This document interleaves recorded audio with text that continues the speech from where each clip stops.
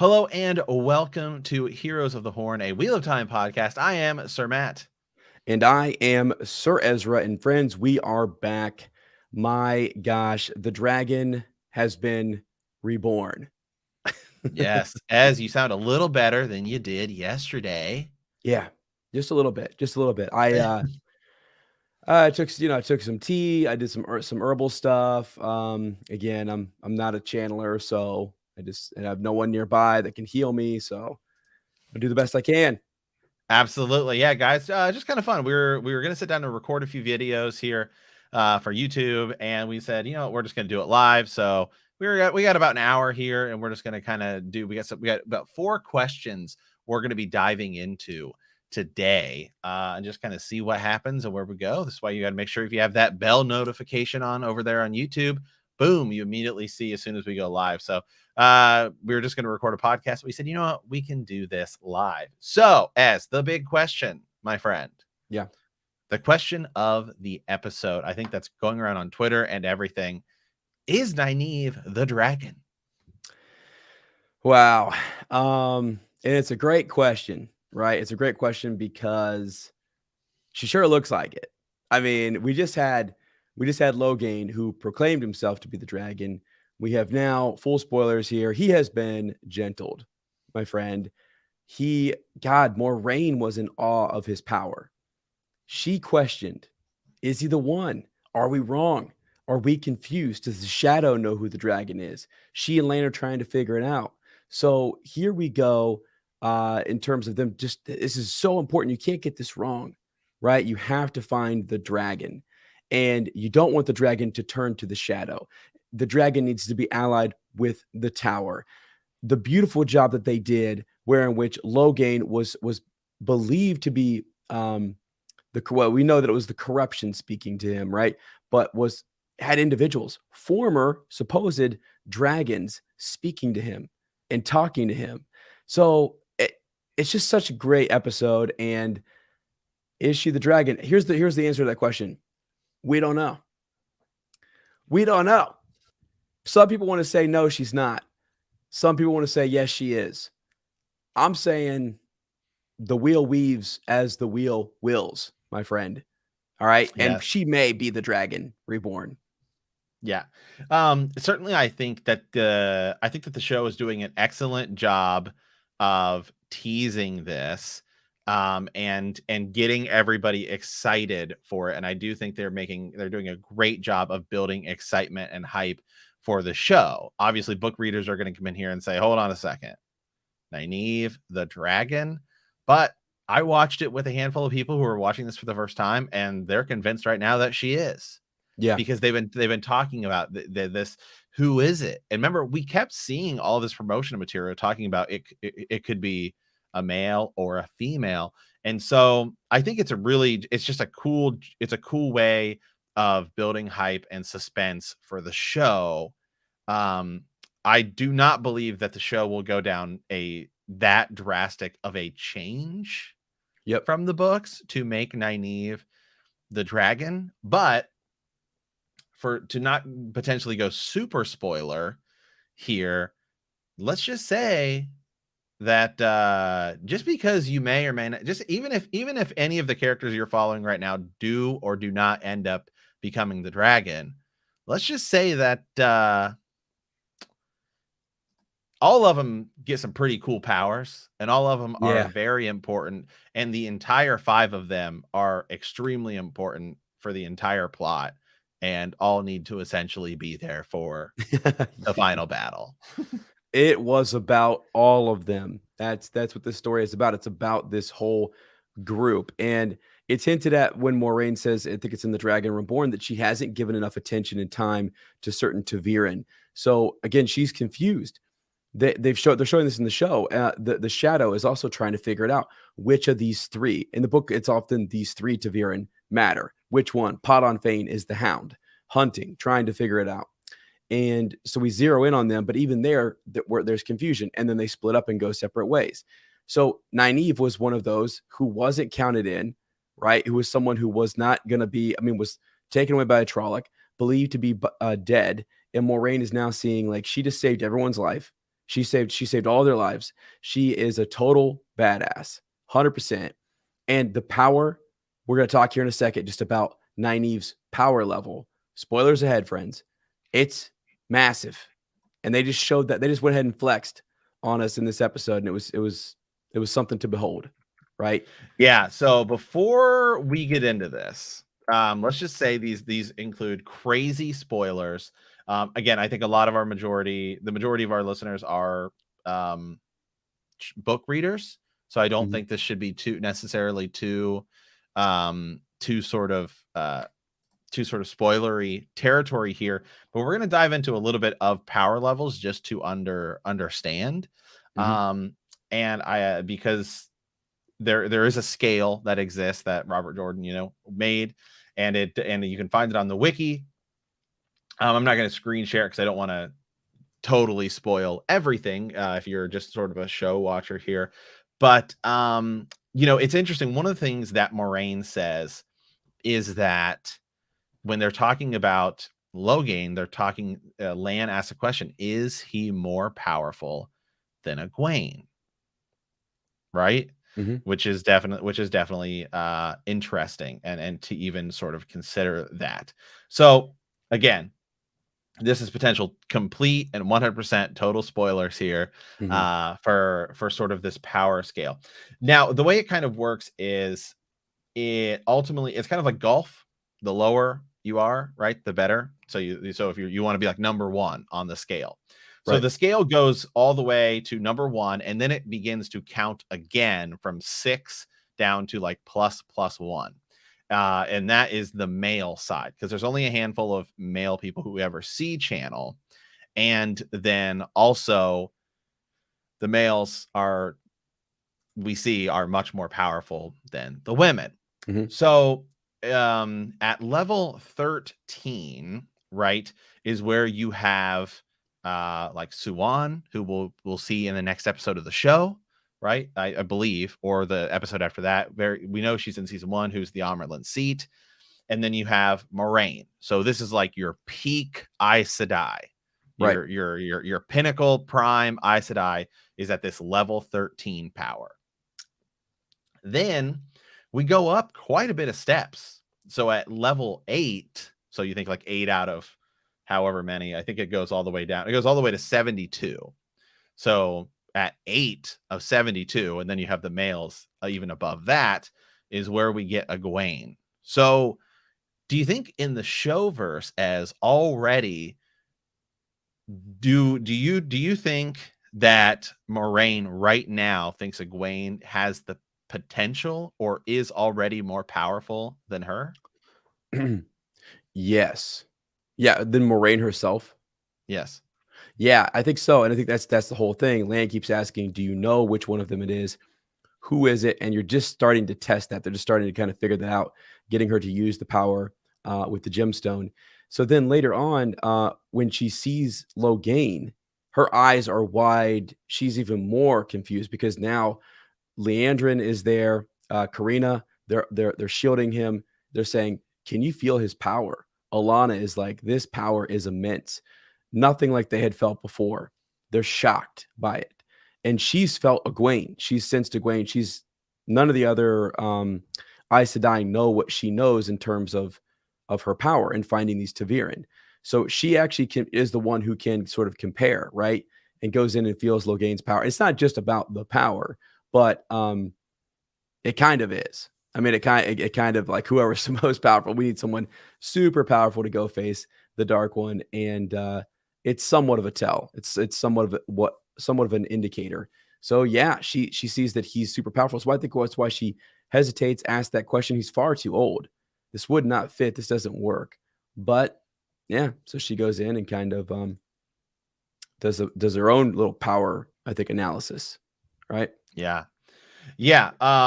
And I think it's interesting. I definitely think the way they're doing it right now is interesting, with the teasing of who potentially will be the dragon, and the way that's going to go. So ultimately, to sort of answer the question, do we think that Nynaeve will be the dragon? I guess I'm going to have to say no. I still do ultimately believe it will be Rand.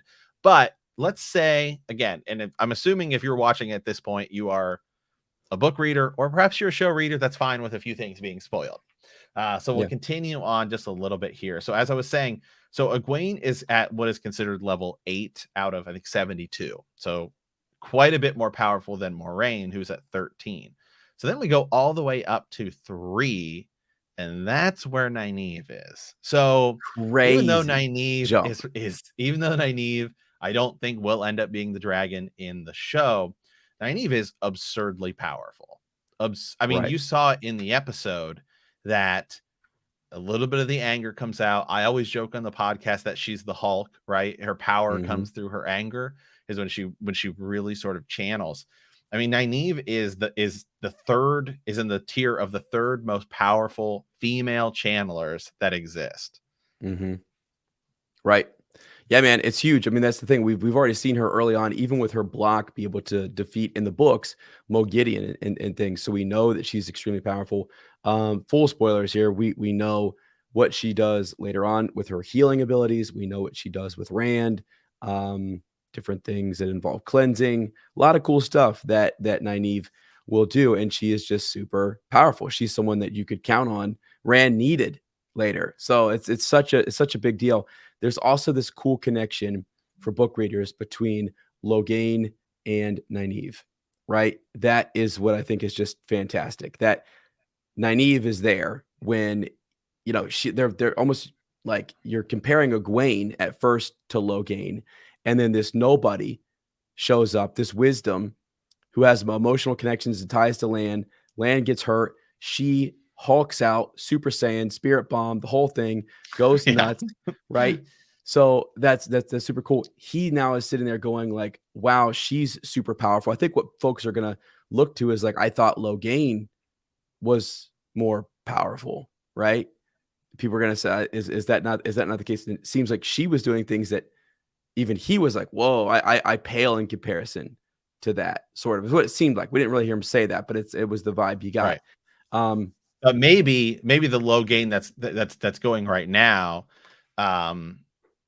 hasn't really tapped into his full power. Yeah, for sure. That's what we're thinking too. And also when he, his arc goes on and we'll see him kind of come back into important plot points later. So yeah, maybe he, his strength will grow, become more, and that will be interesting to see. But right now, it's just a testament to Nynaeve, big time testament to her. It's a show off. It's a major flex that she has these powers and she is more powerful than anybody in that room. That's the vibe I got. There was no one in that freaking room more at powerful that moment in time. Yeah. At that moment in time than she was. Even though she has the block, right? That's the big deal. She's dealing with we'll find out later as a Wilder. She has a block and so on. So that's pretty cool. Now, Moraine is that person who will be able to, like we're trying to do here, power scale and say, yes, she's had a stare down with Rand, but she mentioned in this, like, unless they're shielded, she really couldn't get a good sense of like his power necessarily. And she can with Egwene. So that's where Lan was, that you brought up earlier. Lan's asking that question, who's more powerful type of thing. So yeah, exactly. And just keep in mind, they still even in this episode, they still did sort of show Matt, right, as also being a candidate, right? And we haven't really seen a lot of stuff like that. So let's actually dive into that now and let's talk a little bit about Matt's sickness, and sort of we're going to do a little bit of an explaining here for maybe some new sort of people that are kind of confused or what's going on with that. And again, this is spoiler territory because we're obviously going to go and sort of explain what's going on here a little bit. So again, sort of at your own discretion here. But so in the episode, we see Matt. He's sick. He's been a little irritated. Obviously, ever since he's picked up that dagger, and now we see him sort of coughing up, spitting up this black essence, and he's got to wipe it away. So, as if you would dive into this a little bit and explain it for some people who are show watchers that are I guess maybe fine with a little bit of spoilers. Yeah, if you're okay with that, for sure, we'll move forward here. So again, what is happening is, if you recall, Lan, when they were trying, this is where Lan is, he's apologized a couple times, saying there's that good moment between him and Moraine where he's like, I lost them. It was my fault. Moraine was sick. He didn't know what to do. He had to protect her at all cost. He enters the city of Shadar Logoth, which was Arad Hall at one point. This was, as they said in the show, a place where Manetherin, as they said in the show, called for aid. No aid came. A darkness fell on Arad Hall, turned it to Shadar Logoth. Shadar Logoth, actually, in the old tongue, is place where the shadows wait, or simply the shadows waiting. Very interesting. So when they go there, it's sort of a there's this blackness. This what do you want to call it? I don't even know. It's like a creeping kind of Darkness, right? darkness, right? Mashadar, that seemingly is tainted and affected everything. It is a darkness that is different from the Dark One's power. There's your spoiler. Is that it's different. The Dark One's own army will not enter the city. They're afraid to enter the city because it's different. Because there's lore behind it that it Trollocs and whole armies, and they don't stand a chance. Mashadar gonna kill them all. Like, it's not something to mess around with. So in this episode, what was really cool was to see that they're visually showing you the sickness, the dagger's taint. In the book, it's simply just that, like, he's sweating, he's growing more gaunt, he's thin, he's not eating as much. He's paranoid. Paranoia takes over Matt. Now they're showing you he's actually vomiting in the show. He's vomiting up some of this black, gross, as MJ Daniel said there, just kind of a gross sickness that's coming out of his mouth. We saw it coming out in this last episode. What was interesting, and I didn't notice this until, again, shout out to the Dusty Wheel, when I went and I was like, why is the Fade hiding up there? Why is the Fade up there? That Fade is Yeah. scared to death of that dagger. If that dagger touches your skin, it's an agonizing, terrible death. Just a nick. Right. And it happened so quick that the first time you watch that scene, you were almost thinking, it's because Rand and Tom run into the room and there's people dead, and you're thinking, oh my God, did Matt just kill these people because he's standing there with his dagger? And then Matt says, I see you, and then the Fade comes down. And so yeah, it happened so quickly that on a second watch, which I rewatched it this morning, yeah, that is the case. Is the Fade isn't moving until Tom and Rand come in and sort of cause Matt to Mhm. lose his focus there a little bit. Right. Right. Because we originally think that Matt has killed them. We think he's killed Exactly. these people, and it's the Fade that's striking, and he's on guard. He's ready to take him out. So it's like a different type of darkness that is willing to consume anything. And everything. It's not like it's going to ally with other dark friends, or no, it's its own thing. It's its own thing. Mordith in the book is this creature, an individual who lives in Shadar Logoth, who Moraine warns us about in the books. Lan is the one warning us here because Moraine is unable to speak and unable to really give them orders and stuff like that. So yeah, anyway, so he's carried that out. He's carried that taint, and he's kind of unleashed it. Essentially, he's walked it out of Shadar Logoth because it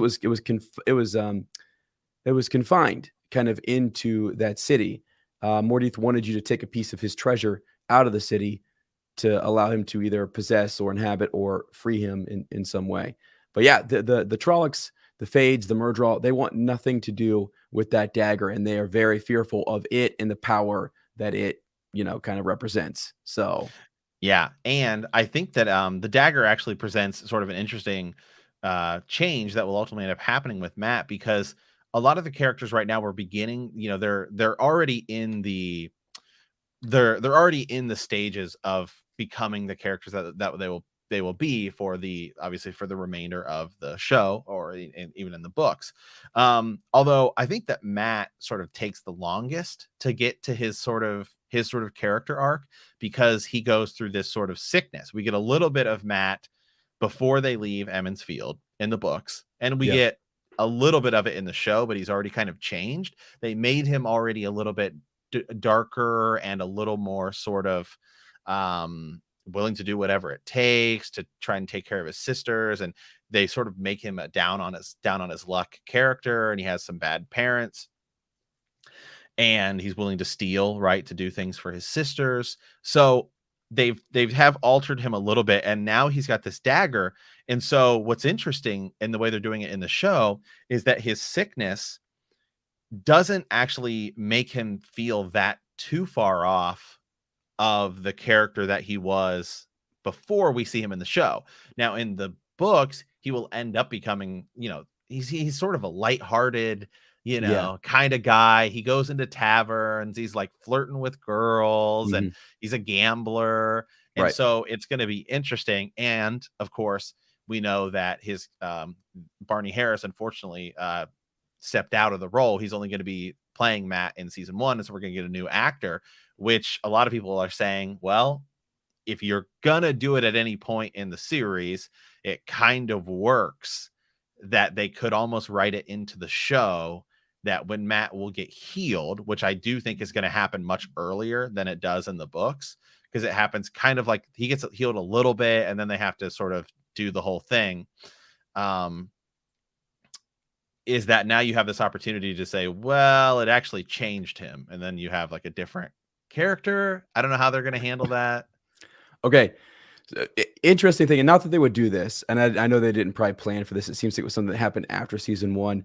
But dude, I mean, like full spoilers here, full spoilers. Okay, at one point, Matt is like balefired out of existence for a hot second. You know what I mean? Right. Like, and Rand brings him back, and so yeah, people come back. So it's like you're right. Maybe they could, not that they're going to do that, but I mean, I just watched Land get his throat slit and it's almost die. And someone said it in our live stream last night. I never want to see that again. So could they do something like that with Matt? Is that something that they might try to do with the healing? Would they just say, would it be implied that once he's healed or separated from that dagger, he's changed in some way? Either way, we're gonna roll with it. It's just a recasting and it'll be fine. But yeah, it's an interesting thing to see. And I don't know how much more longer he's gonna have to go through. Like, are we gonna separate him from the dagger in this next episode? Right. I think we're going to Right. Tarvalin. So they might go ahead and do that, or it might plague him further on to where Podon Fane gets it in Fall Dara. He might keep it and hide it from them for Right. yeah.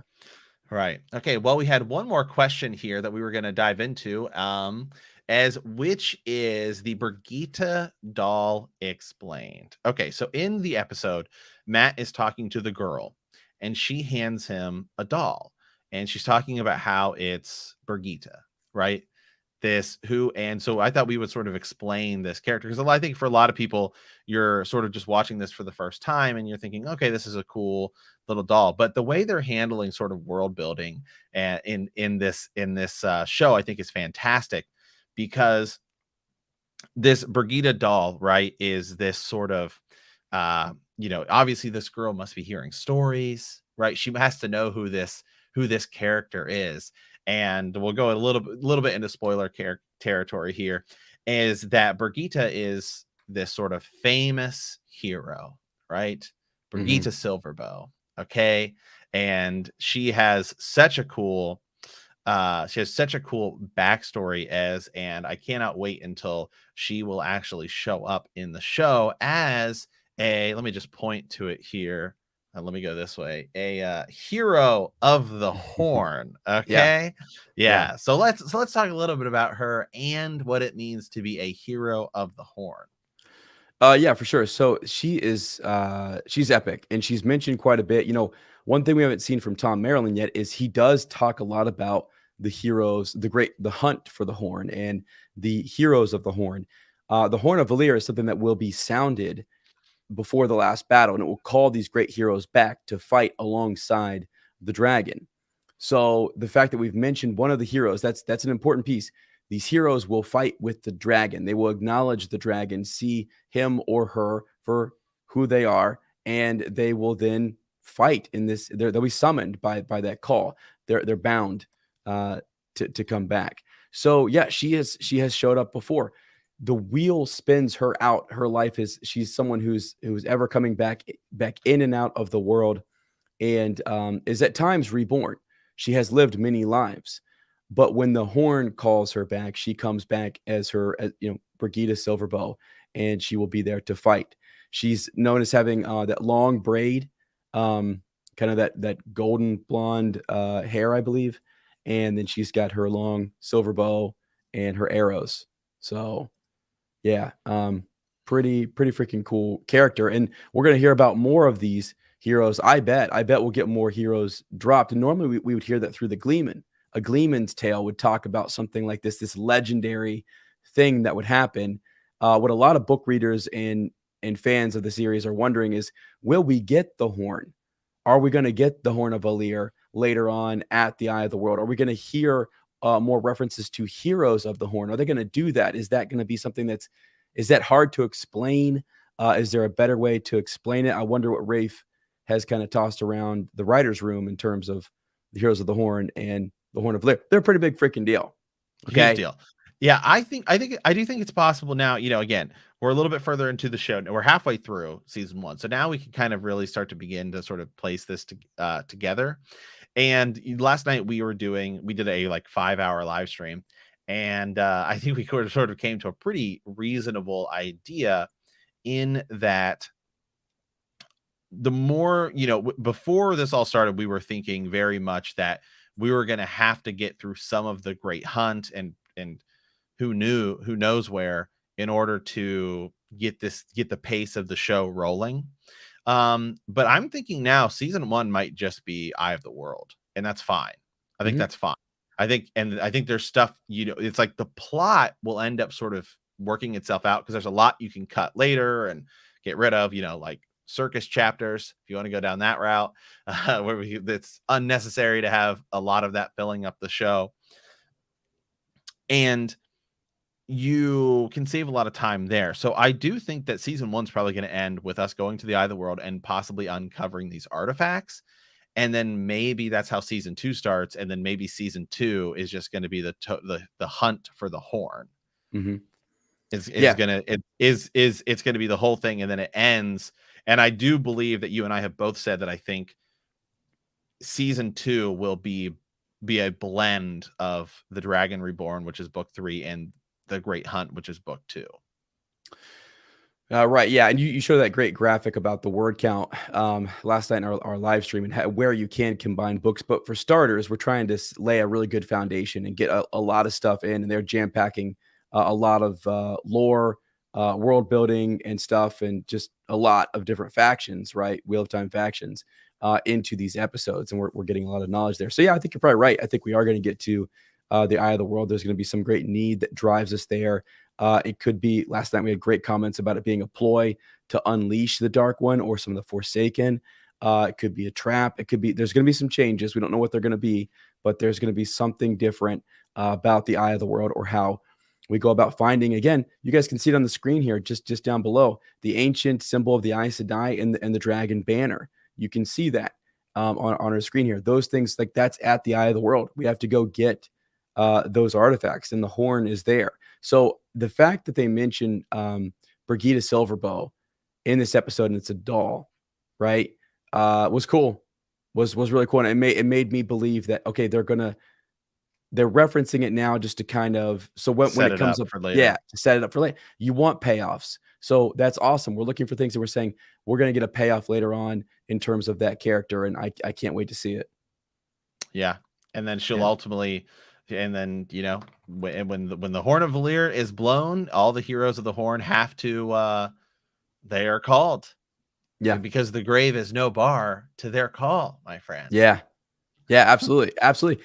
Well, yeah, that's the thing. So let me just read real quick for you guys. So the Horn of Valir, little is known of how it works, but the effect is clear. When the horn is sounded, the great heroes of the pattern are summoned to the battle. They will serve the trumpeter, but always on the side of the light. We have come to the horn, but we must follow the banner and the dragon. This is Arthur Hawkwing. He explains this at the Battle of Falma. And then at the last battle again, they come in and help in the fight there. So some of these individuals is important, and we're going to need to hear about some of them. We're going to need to hear about Arthur Hawkwing, Brigida Silverbow, Guido Kane, more. Jane Farstrider, so on. We're gonna have to get some of these I other think Arthur Hawkwing. So I think Arthur Hawkwing was mentioned. mentioned. Yeah, I think he has been mentioned. So yeah, Yeah. Arthur Hawkwing has been mentioned, as has Brigida. They didn't say Brigida Silverbow, but Brigida has been mentioned. So they are. I think they're doing a great job so far with all of the world building, and I'm loving it so Yeah. far. Yeah, me too. Me too. It's fantastic, and I'm excited to see them, just kind of keep the little nuggets like that, bring up these conversations, and have us going. Where do we go next? What is coming next? And with that, actually, I want to bring up one additional thing. We had a couple of things jotted down. So another topic, two more topics for us because I just thought of them. When are they going to introduce the Forsaken?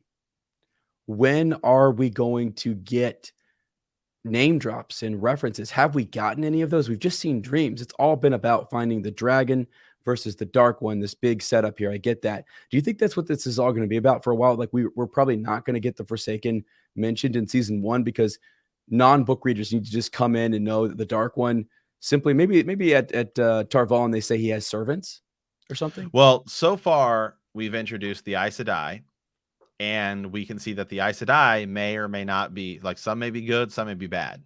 We've also introduced the White Cloaks, and we see, okay, something's up with these people.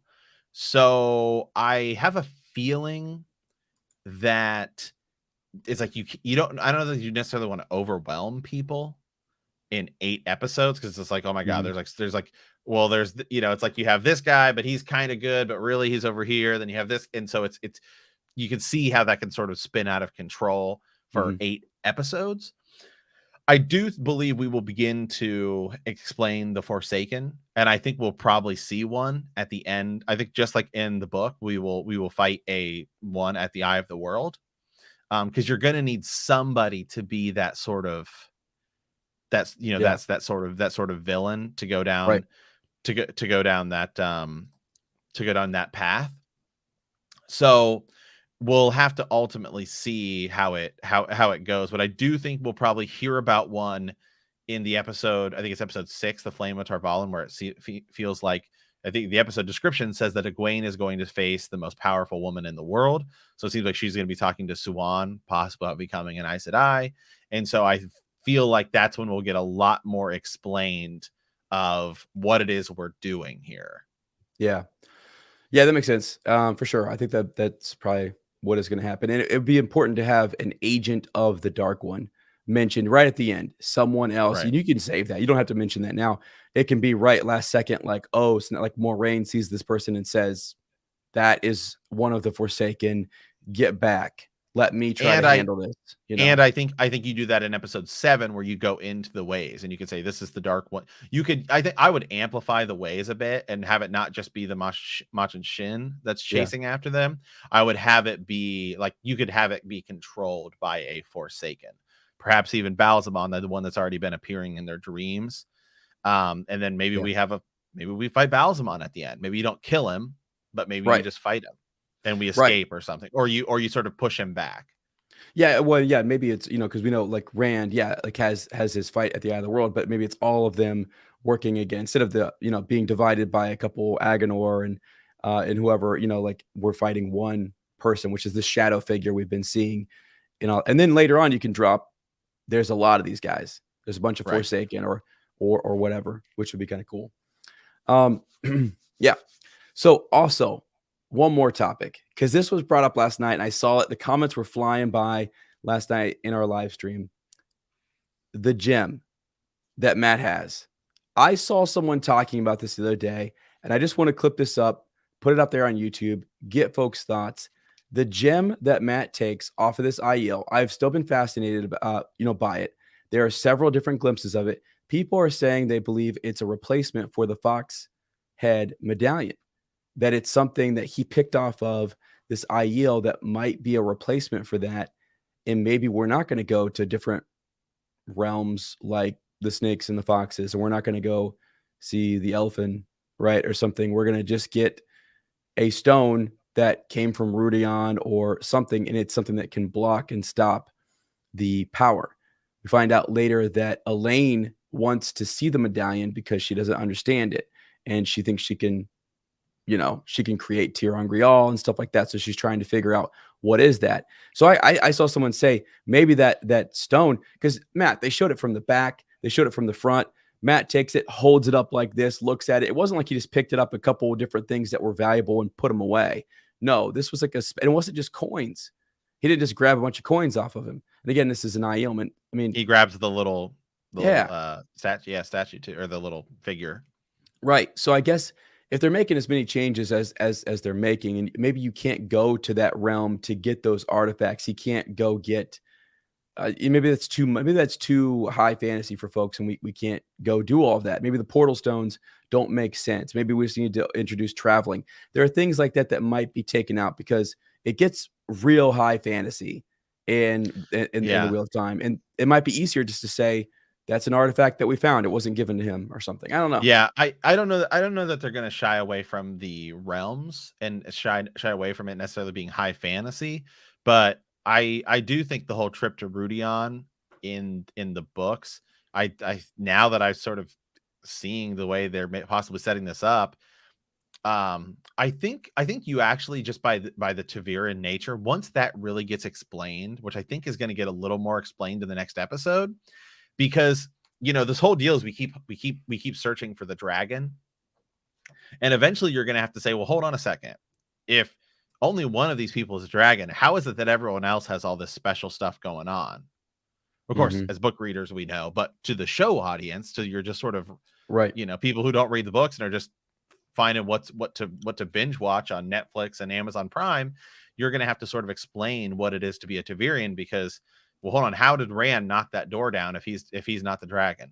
How did Nynaeve do this? How did Nynaeve do this thing if she's not the dragon? So you're going to have to explain all of that. And so I think they're just going to push forward the idea of them being Taviran, and I think that gets you out of a lot of trips that we have to take to get specific objects along the way. Excuse me, Rudion being one of them. And then you can just sort of, they found it because they're meant to find these things. They're meant to find these objects, which is something that automatically happens anyway. Yeah, it is. Rand fulfills prophecies because he's meant to. Right. Yeah, exactly. Yeah, for sure, man. So, I mean, that is right. You have to keep that element of the guessing game for show watchers to kind of say, explaining Taviran and then the dragon, why they're, because that's been confusing to me, which is some people are saying there are like one of the five of you. The Dark Friend says one of the five of you. Moraine's looking for 4 Taviran. You now have Nynaeve back in. So explaining the difference between those two, and do you have to be Taviran to be the dragon? Not necessarily, but it's working out that that's what the pattern wants. So do you have to be an Aes Sedai to be it? Because right now, I think we would, for complete show watchers, you're possibly thinking, well, if it is possibly a woman, then you would have to be an Aes Sedai. Yeah, exactly. Right. Yeah, and that's the Tower want to control you. Which is a total showism, right? Yeah, but for sure they want that, and yeah, it's a good point. Which I think is also something that's kind of interesting. The fact that they're doing this, the idea that it could be a woman, I think makes it even more logical for Liandrin to be doing what she's doing and gentling men. Because if the Aes Sedai in the show obviously believe that a woman could be the dragon, then don't you think they would want it to be a woman that is the dragon and not a man, since they want that gives them more authority to say men should never have this power? Yeah, well, I think that's also why they're going to take Nynaeve out of this episode and say, we're holding on to her. She's coming with us, right? And like she is now our new like favorite. Like we love her, and we need to like maybe get behind her. It wouldn't surprise me if they push her further, and there's whispers that she could be the one. Right. And remember, Liandrin just talked to her in this last episode. So could Liandrin now be pushing Nynaeve as the dragon, which could then cause dissent between Moraine, who will, I think, begin to believe it's somebody else, obviously, and Liandrin, and that will also help come to the spoiler, be warned, the fall of the tower, and then we, and the Black Aja, right? And Yeah, so yeah. you can go down some of those routes too. So I think the whole idea of opening it up to be a woman gives you a lot of cool avenues to cut stuff up Mhm. and because we have to condense it. Yeah, again, they because the tower is gonna need to get behind, well, yeah, especially when you bring up the split, there's the idea that you need to get behind someone. The Amerlin seat becomes a big deal. That position is a position of power, and when the tower splits, that'll be interesting to see how that happens. Might happen a lot sooner than we think. Who knows? We're definitely hearing about dissent among the different Ajas already, and we see the Reds actually breaking the law and doing stuff that they should not do. So that's the other thing, like, Logain will want revenge for what just happened to Yeah. him because they didn't give him a trial. They didn't do whatever. He feels like what's he supposed to Robbed. do? Right. I mean, help him, He if was crying. anything. Yeah. Help him understand why he's not the dragon or whatever. But like he's just trying to fulfill the prophecies and be there to save everyone in the last battle. That's not a bad Eh, thing to, be right. And pursuing. Moraine talks to him and says, "Why should I believe you're the dragon?" And he says, "I believe I'm the dragon. Yeah. They're telling me how to improve, how to be better. What Yeah. else should you do? What else should you do in that situation?" Right, they all are like there's a loss, there's a big loss in that they don't know, and it was really cool to kinda see that Moraine has that vulnerable moment with Lan to say, "I don't know." Because it's always in the books, this Moraine is super confident, "You should do this, we should do this." I know very much what we should be doing, but now they've put in this like, "Well, if she doesn't know, then how do you expect Logain and everybody?" I mean, no one knows what to do here, and this is why the question is so fantastic. Who is the dragon? Who could it be? These individuals are popping up like as the last battle gets closer. The wheel is spinning out some individuals like Nynaeve who can channel, buddy, who can absolutely channel the one power at a high level. So yeah. Absolutely. Okay, well, let's we got one here. We got a cool question here.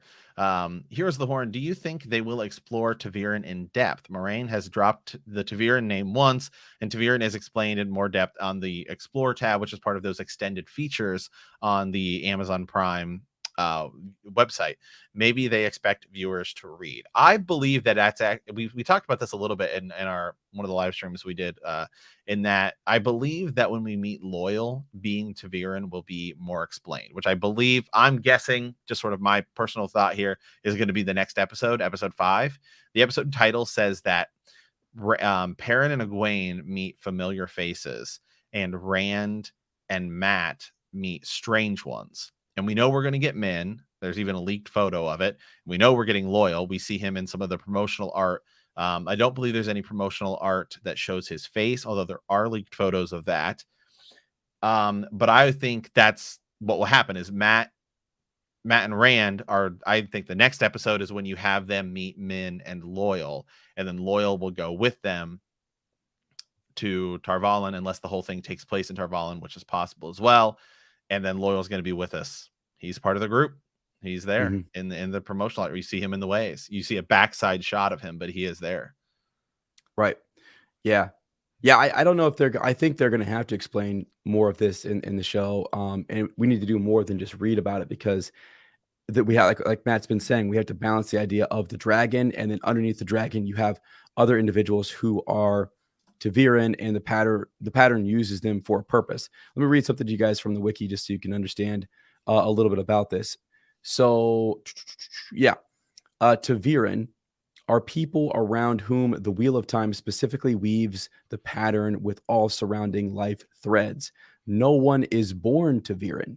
The pattern turns them to be one when there is a need, and they are only Taviran until they fulfill their purpose. So that is interesting, right? Um, Loyal says this life is very unsettling with Taviran for friends. So he's often commenting on the fact that they are Taviran. The Web of Destiny, Moraine has that moment. I think it's coming up actually pretty soon in the series where she talks about the Web of Destiny. So a Taviran is a central focal point for a web of destiny in the pattern. These people are spun out and used by the wheel to correct itself when the weave begins to drift from the intended pattern. Since the purpose of ta'veren is to influence life threads to create change. The destinies of ta'veren themselves are more strictly controlled by the wheel of time itself than those of an average person. So these webs of destiny, which there's also a term for that in the old tongue, which I won't even try to pronounce, are almost always arduous for those that live through that age, but are unfortunately a necessity for the wheel. The more change required, the more ta'veren that are born. Here is loyal to Rand in the book. I'll read this to you. The wheel of time weaves the pattern of ages, and the threads it uses are lives. It is not fixed, the pattern, not always. If a man tries to change the direction of his life and the pattern has room for it, the wheel just weaves on and takes it in. There is always room for small changes, but sometimes the pattern simply won't accept a big change, no matter how hard you try. And sometimes the wheel bends a life thread or several threads in such a way that all the surrounding threads are forced to swirl around it. And those force other threads, and those still others, and on and on. The first bending to make the web, that is ta'veren. And there is nothing you can do to change it, not until the pattern itself changes. The web of destiny, it's called, can last for weeks or for years. It can take in a town or even the whole pattern. So just some interesting stuff on your ta'veren there. Yeah. Friends. And I think it's going to be explained next episode, because I think we already have to explain in the next episode, because all of the sort of just show watchers are going to say, I think it's Nynaeve. Well, then what's going on with Matt? What's going on with Rand? What's going on with Perrin? And what's going on with Egwene? Because they all believe any of them could be the dragon, and they're all clearly more than just normal people. Mm-hmm. So I think that's why we meet Loyal. It gets explained, and then we sort of can go from there. Yeah, and major spoilers here too. Last thing on ta'veren before we close up here, there are two people that we are going to meet this season who have the gift of identifying ta'veren. Not, we've mentioned Loyal and like Ogi are being sensitive to that, but specifically Logain and Suan have a talent, have a gift for seeing ta'veren, seeing a glow, or seeing it, like it's a gift that they can see. We have dreamers, like Egwene is a dreamer, someone who can walk in the dream world and all that kind of stuff, and sees things that maybe are to come. So there's different gifts that are given among those who can channel, and it's interesting that those two have that gift. And so you're probably right. We're probably going to see some major conversation about ta'veren, I hope. Yeah. So, absolutely. Yeah. Awesome. All right, guys. Well, we just wanted to pop on here and do some, we had some videos we wanted to record to spice up for YouTube. And we said, you know what, we'll just do it as sort of a mini podcast here. And we'll also just go live because it's a ton of fun to do it that way. So guys, thank you for hanging out with us here today. Thank you for hanging out with us last night. That was a ton of fun. We had like 150 people in here hanging out, and crazy. Just absolutely crazy. And thank you guys all for the continued support. Absolutely love it. Don't worry, as and I have plenty more coming. And we will be going live next Thursday as well, right when the episode, right once the episode's, I'll watch it, and as will be doing a live watch as well. And then we'll be back there hanging out and recording more content for you guys. So appreciate all you guys coming in, hanging out, watching. Stay tuned for more. Be sure to hit that subscribe button. Be sure to hit that like button. Check out our other podcasts as well. If you guys like Harry Potter, Ez and I run a Harry Potter podcast called The Elder Wand. If you like Game of Thrones, we run a podcast called Bend the Knee, a Song of Ice and Fire podcast. If you like Star Wars, we have a dedicated Star Wars show called Hyperspace Hangout. And if you want extra content, you can check out Patreon for all of those projects. And you can check out Apple Premium, which if you subscribe over there, you actually get all of the exclusive content for all of the podcasts that we have. I think it's super, super cool. So we really appreciate it, you guys. Thank you so much for watching. And remember that the grave is no bar to our call.